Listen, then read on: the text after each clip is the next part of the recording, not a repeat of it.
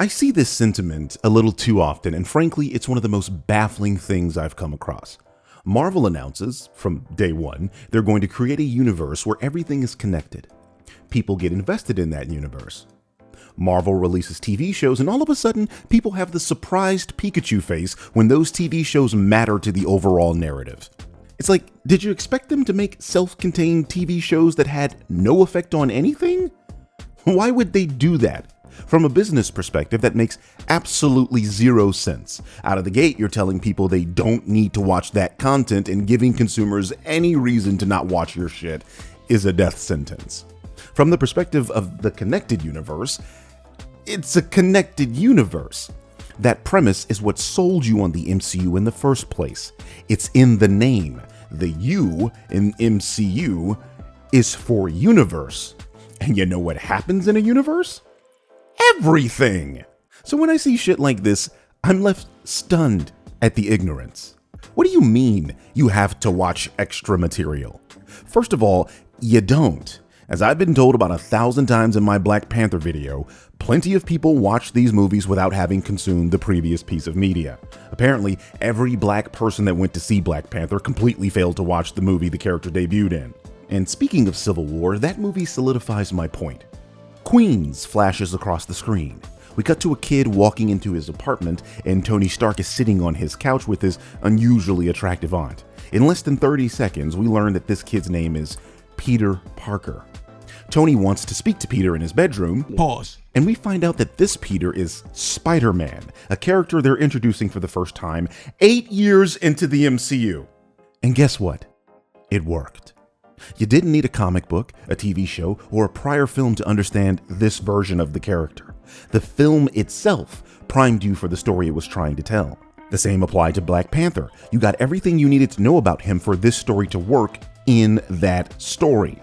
So explain to me how it's disingenuous of me to use examples like these, but more specifically the one about the Avengers, where I compared having to watch 2 Iron Man movies, Thor, Captain America the First Avenger, and the Incredible Hulk to understand it according to this dude's logic. Because what I'm seeing here is a failure to comprehend that point. Actually, it's more like a willful ignorance. My point is that you don't need the previous material, because usually an MCU film stands on its own quite well. Sure, you'll have the occasional moron that can't determine context clues. I know this from experience. This is a picture of me from 2012 on the day The Avengers released. I was there for a marathon of all MCU movies released up to that point, which culminated in a midnight release of The Avengers. For every film before The Avengers, the theater was quite empty. I know because I was there for every film. At midnight, that theater was packed. This is important because you had to pay for all 6 movies to be in that particular theater for the midnight release, meaning people paid an exorbitant amount of money only to not even show up for 5 of the 6 movies. The reason I'm telling you this is because seated right next to me was a guy that clearly hadn't seen the first Thor movie. I know this because during the fight with the Hulk and Thor, he was absolutely flabbergasted that the Hulk couldn't pick up Mjolnir and audibly asked, "Is Thor that much stronger than the Hulk?"